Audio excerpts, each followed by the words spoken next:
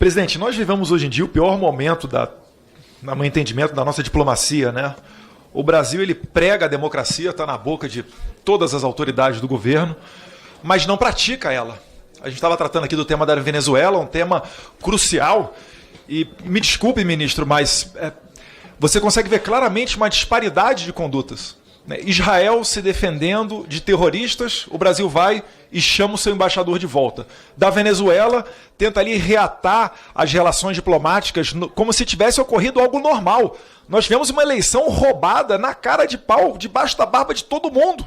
Todo mundo viu aquilo dali. E seria curioso, se o Lula não tivesse se acidentado, conforme ele alega, e saiu na imprensa, se ele tivesse se encontrado com Maduro, né, lá na Rússia. Eu queria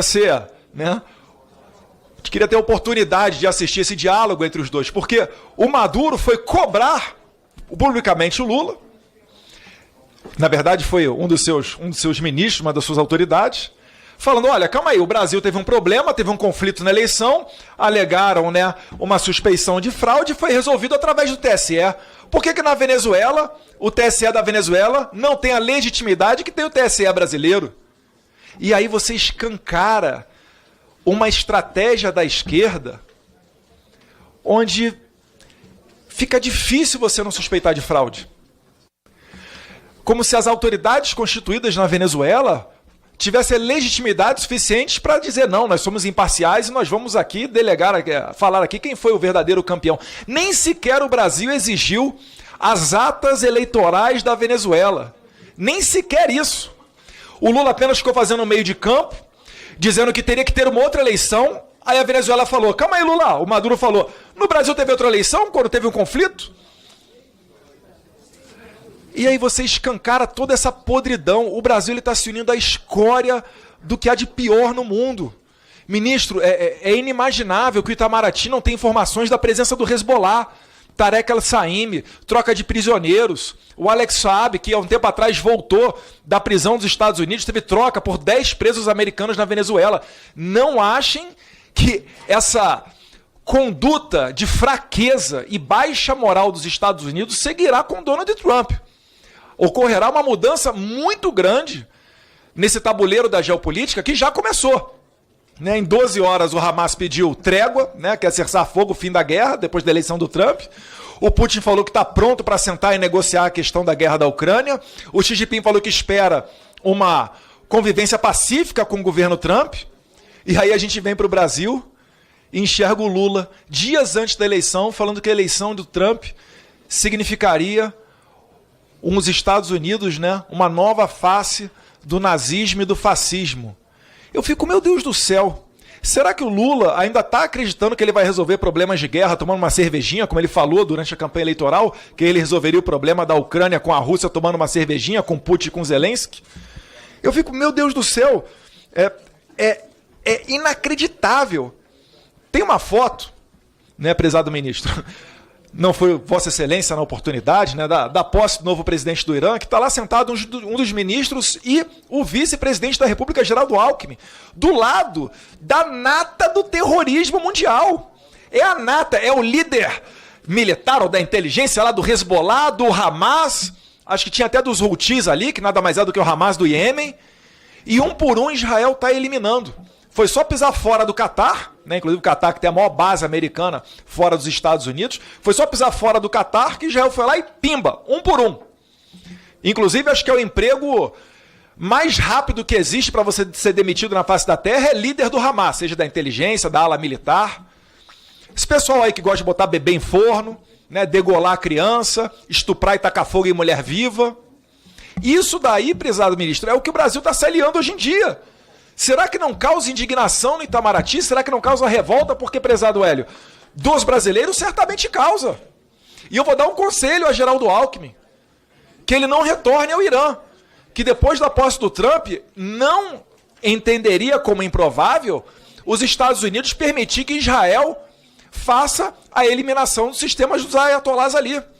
Porque é a única maneira de você ter paz naquela região. Já foi tentado negociação, já foi tentado vários métodos de não agressão, e o Irã continua com seu programa nuclear, inclusive com a ajuda do Brasil. Se a gente retornar em 2013, o Mahmoud Ahmadinejad estava pegando aliança com o Hugo Chávez para tentar pegar a tecnologia da Argentina, então comandada pela Cristina Kirchner. Não foi à toa que a Argentina comprou papéis podres da Venezuela, alguns bilhões naquela oportunidade, se não me engano é 2013 ou 2012. E o Brasil achando que nada está acontecendo. Vossa Excelência falou aqui, ministro, perdão, o Lula falou, abre aspas, Maduro não é um problema do Brasil, mas dos venezuelanos, fecha aspas. Meu Deus do céu, a gente tem a maior crise migratória da história da América Latina. Mais pessoas saíram da Venezuela do que os refugiados da guerra da Ucrânia. E o presidente fala que não tem problema nenhum, que isso é um problema dos venezuelanos. Tenta passar pano, levar ele, trazer ele para o Brasil como se nada tivesse acontecido. Não, Maduro aqui, prezado Jefferson, ele tem que contar a narrativa dele, é só um problema de narrativa. Não, tem estatísticas de emagrecimento da população. Eu fui 2 vezes na fronteira do Brasil com a Venezuela. A primeira vez delas foi antes da Operação Acolhida, em 2018.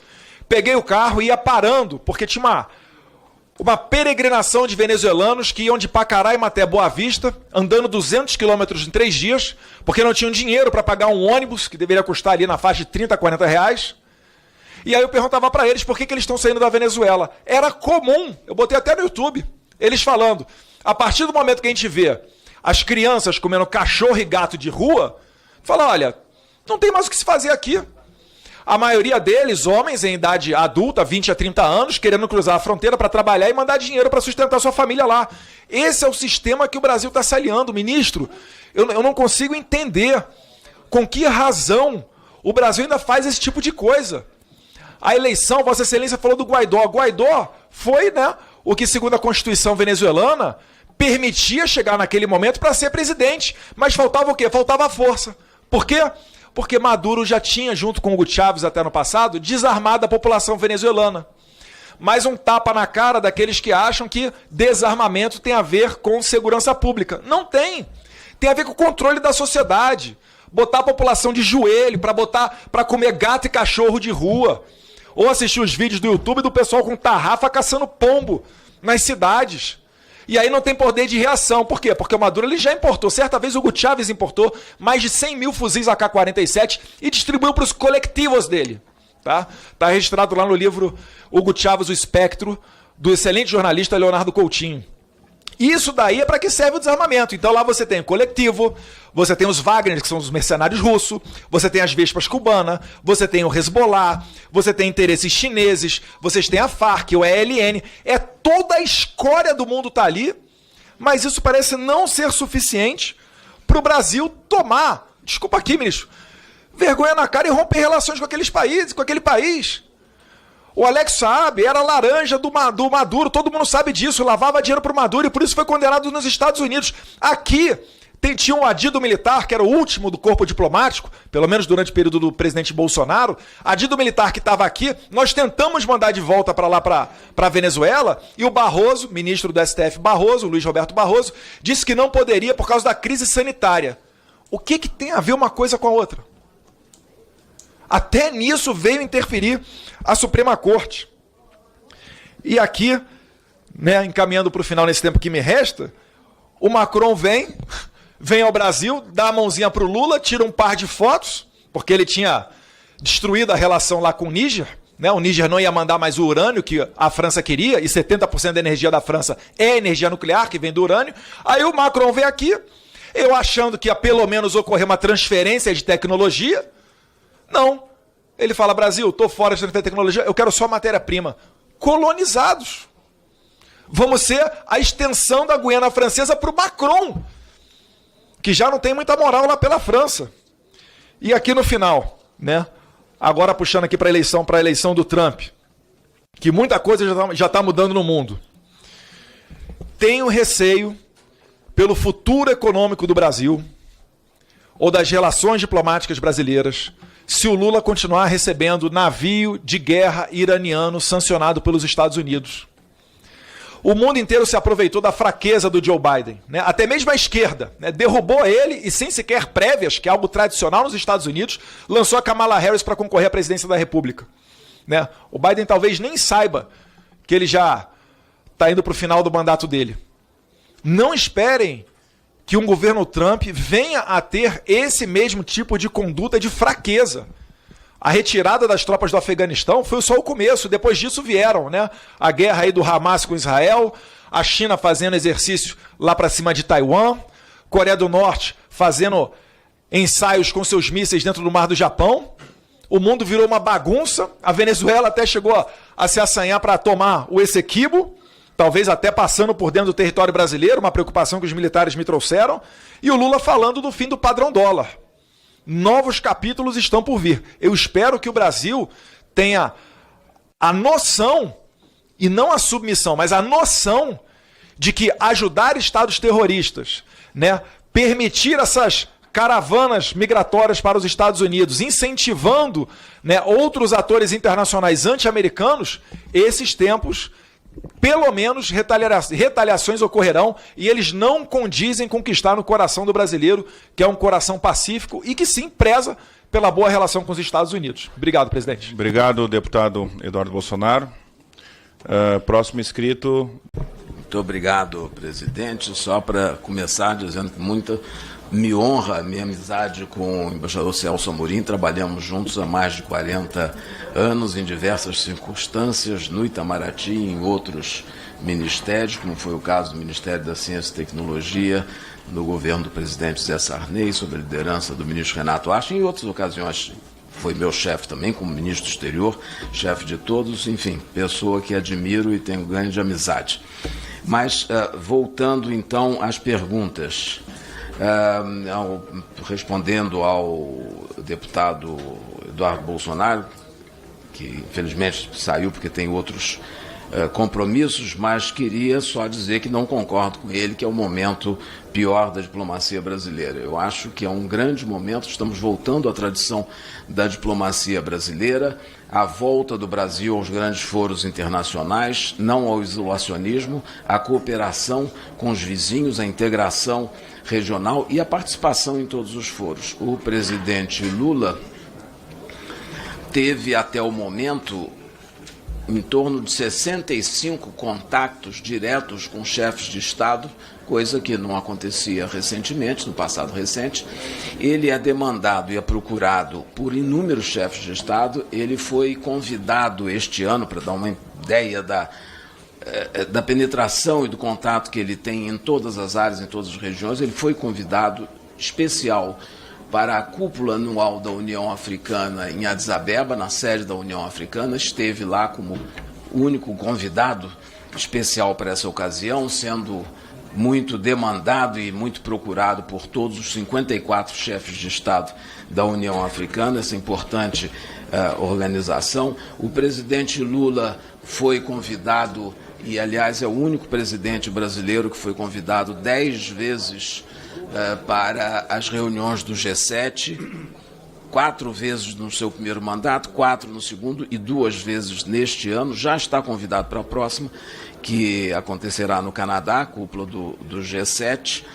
Também nenhum outro presidente brasileiro teve esse tipo de contato e interação internacional, mas não fica por aí. Ele foi também convidado para participar agora, próximos dias, da cúpula da APEC, da Associação dos Países da Ásia, asiáticos, e que vai se realizar em Lima, também como único chefe de Estado. Esse grupo, só para dar uma ideia, ele é tão importante que tem ao mesmo tempo a participação dos Estados Unidos, China, Rússia. Só isso dá a dimensão, e os outros países ribeirinhos do Oceano Pacífico. Da importância. Já foi também convidado para participar da cúpula no próximo ano do ASEAN. Não podemos esquecer que o ASEAN, os países do ASEAN, os 10 países que compõem, são as novas fronteiras econômicas do mundo. O comércio brasileiro com os países do ASEAN supera o comércio brasileiro com a União Europeia. O presidente foi convidado, evidentemente, não fazemos parte dessa organização que se localiza do outro lado do mundo, mas pelo destaque, pela posição do Brasil e pelas bandeiras que são defendidas pelo presidente mostram o prestígio da diplomacia brasileira. Não é por outra forma também que vamos ter agora uma muito exitosa reunião, uma cúpula dos países do G20 no Rio de Janeiro, em que há um grande número de países participantes, são 21 países membros e mais os países convidados e organismos internacionais, todos solicitando encontros bilaterais com o presidente Lula. Infelizmente, não poderão ser todos atendidos justamente por falta de tempo, porque são 2 dias e há uma série de compromissos anteriores. Eu gostaria só, com relação ao G20, dizer da marca que o Brasil está deixando no G20. O G20 muda com a presidência brasileira porque foram iniciados muitas iniciativas que vão ser passadas para a próxima presidência, que é da África do Sul, e que vão ser duradouras na solução de problemas internacionais. E eu tenho certeza, inclusive foi criado pela primeira vez um G20 social, um fórum social do G20, com grupos de engajamento, com participação presencial de mais de 5 mil pessoas, que está se realizando a partir de hoje no Rio de Janeiro. Enfim, então discordo que nós estejamos num mau momento, ao contrário, estamos num grande momento e o Brasil participa de inúmeros outros grupos. O presidente o Brasil é membro das COPs, das Conferências das Partes do Tratado das Nações Unidas sobre Mudança Climática. Infelizmente não está lá porque teve um acidente, realmente teve, eu estive com ele no dia do acidente e posso testemunhar que teve o acidente, não pôde viajar, mas está o vice-presidente da República representando o Brasil, muito bem, à altura, uma representação à altura, e isso mostra que o Brasil está presente em todos os fóruns. Não preciso mencionar a abertura da Assembleia Geral da ONU, que é um fórum mundial importante que o Brasil tradicionalmente abre. Enfim, eu gostaria também, então, de dizer, com relação às perguntas e os aspectos mencionados pelo deputado Bolsonaro, que o Brasil retirou, e o deputado Donizete fez uma referência específica, muito clara, precisa, chamou o seu embaixador em Israel e o mandou para uma importante função na Conferência do Desarmamento em Genebra, porque ele foi humilhado. Ele foi chamado, primeiramente, para uma reunião, que é uma coisa absolutamente normal dentro da prática diplomática, para dar explicações sobre posições do Brasil, declarações do Brasil. Muito bem, ele foi convidado, isso normalmente acontece em um ambiente reservado, fechado, na chancelaria, em que o embaixador estrangeiro ouve, dá as respostas e depois volta e pede à sua sede que dê informações adicionais e manda também. O embaixador do Brasil em Tel Aviv foi de última hora avisado que não seria a reunião realizada na chancelaria, mas num lugar público, foi feito num museu público, e do lado de fora, na rua, o ministro das Relações Exteriores de Israel de então fez um longo discurso em hebraico com gravíssimas críticas ao governo brasileiro e à pessoa do presidente da República. Depois declarou que ele era persona não grata, coisa um pouco surpreendente, porque normalmente deve haver uma equiparação entre as autoridades. O ministro do Exterior está abaixo do presidente da República e não caberia a ele, portanto, essa declaração. E nós achamos, porque depois houve uma reunião privada dentro de uma sala desse museu em que o diálogo, a conversa dele foi totalmente diferente. Então ele estava fazendo uma manifestação para consumo público, local, e usando o Brasil, a imagem do Brasil e a pessoa do embaixador, que deve ser sempre respeitado e protegido, é a obrigação dos estados que recebem.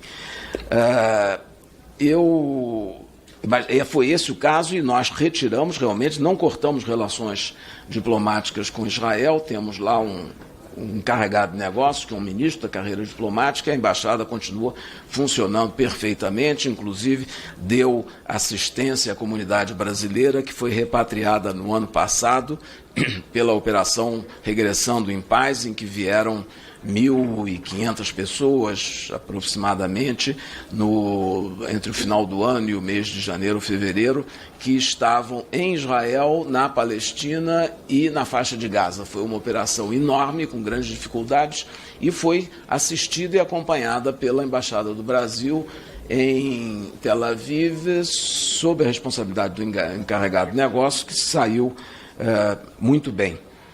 Eu gostaria também de dizer que o embaixador de Israel está aqui até hoje. Nós não rompemos relações, podíamos ter retaliado e considerado persona non grata ou algo assim, mas não fizemos porque achamos que é importante manter um diálogo, um canal de diálogo frequente, e isso é a característica do Brasil, de pronto para conversar com todos. Por isso que temos uma enorme rede de embaixadas, me referi há pouco, a Embaixada do Brasil em Pyongyang, capital da Coreia do Norte. Não são todos os países, são na realidade poucos que têm embaixada na Coreia, mas isso para nós é um aspecto positivo, porque nos dá condições de diálogo até com o governo da Coreia do Norte.